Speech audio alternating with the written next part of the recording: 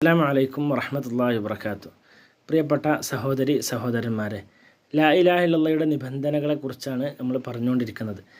8ാമത്തെ നിബന്ധന ആയിക്കൊണ്ട് പറഞ്ഞത് അൽ ഖബൂൽ, അള്ളാഹുവിൻ്റെ നിയമങ്ങൾ, അതേപോലെ റസൂലുള്ളാഹി സ്വല്ലല്ലാഹു അലൈഹി വസല്ലം അറിയിച്ച കാര്യങ്ങളെല്ലാം സ്വീകരിക്കുക, അള്ളാഹുവിൻ്റെ വിധിവിലക്കുകൾ സ്വീകരിക്കുക, അവർ അള്ളാഹും റസൂലും പഠിപ്പിച്ച നിയമങ്ങൾ അത് ജീവിതത്തിൽ സത്യപ്പെടുത്തുക എന്നതൊക്കെയാണ് ഖബൂൽ കൊണ്ട് ഉദ്ദേശിക്കുന്നത്.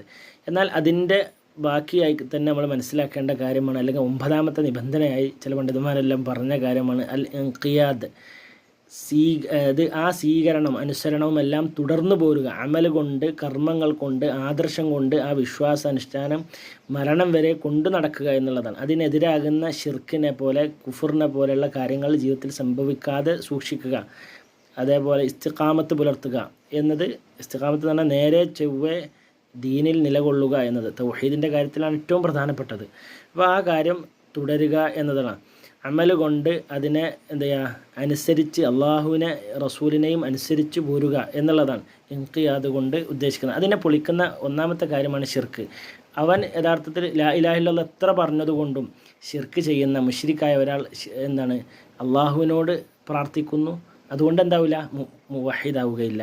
അള്ളാഹുവിനെ വിളിച്ച് പ്രാർത്ഥിച്ചാൽ മാത്രം പോരാ, അള്ളാഹുവിനെ മാത്രം വിളിച്ച് പ്രാർത്ഥിക്കണം. അള്ളാഹു അല്ലാത്ത ഒരാളെയും വിളിച്ച് പ്രാർത്ഥിച്ചാലോ, അള്ളാഹു അല്ലാത്ത ഒരാരാധ്യനെ സ്വീകരിച്ചാലോ അവൻ അള്ളാഹുവെ ആരാധിച്ചു, അതേപോലെ വേറൊരു ആരാധനയും ആരാധിച്ചു. അപ്പോൾ യഥാർത്ഥത്തിൽ ആരാധ്യത അള്ളാഹുവിന് വേണ്ടി മാത്രമാക്കിയില്ല, പ്രാർത്ഥന, ആരാധന അള്ളാഹുവിന് വേണ്ടി മാത്രമാക്കിയില്ല. അപ്പോൾ അവന് ശിർക്ക് ചെയ്തു. അപ്പോൾ ആ ഇൻഖിയാദിനെ പൊളിച്ചു കളഞ്ഞു. 2ാമത്തത് അള്ളാഹു എന്നല്ല, ഒന്നിനെയും ആരാധിച്ചില്ല. അതായത് അള്ളാഹുവിനെ ഒട്ടും ആരാധിച്ചു, മാ അബദല്ലാഹ്, അള്ളാഹുവിനെ ആരാധിച്ചില്ല. അങ്ങനെയാണെങ്കിലോ അള്ളാഹുവെ ആരാധിച്ചിട്ടില്ലെങ്കിൽ കുഫറാണ്. അപ്പോൾ അള്ളാഹുവെ ആരാധിക്കാൻ കൽപ്പിക്കൊണ്ടില്ല. 2 കാര്യം നമ്മൾ ആദ്യ നിബന്ധന പറയുന്നതിന് മുമ്പ് റുക്കിന് പറഞ്ഞിരുന്നു. ലാ ഇലാഹ ഇല്ലല്ലാഹ്ക്ക് 2 റുക്കുനുകളാണുള്ളത്. എന്താണ്? നഫിയു വൽ ഇസ്ബാത്ത്. നഫി എന്ന് പറഞ്ഞാൽ എന്താണ്? നഫിയു മാ ഉബിദ മിൻ ദൂനില്ല, അള്ളാഹുവിനെ പുറമെ ആരാധിക്കപ്പെടുന്നതിനെല്ലാം എന്ത് ചെയ്യണം? നിഷേധിക്കണം.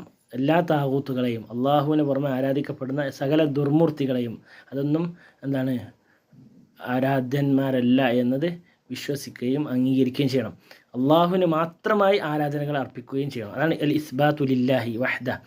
അൽ ഇബാദത്തു ലില്ലാഹി വഹ്ദ, ഇബാദത്തെല്ലാം അള്ളാഹുവിന് വേണ്ടി മാത്രമാക്കുക എന്നുള്ളതാണ്. അതാണ് ഇയ്യാക നഅ്ബുദു വ ഇയ്യാക നസ്തഈൻ, എൻ്റെ സകല ആരാധനകളും സഹായാഭ്യർത്ഥനകളും എല്ലാം നിന്നോട് മാത്രമാണ് എന്നതാണ് ഇയ്യാക നഅ്ബുദു വ ഇയ്യാക നസ്തഈൻ. അപ്പോൾ അത് മനസ്സിലാക്കുക.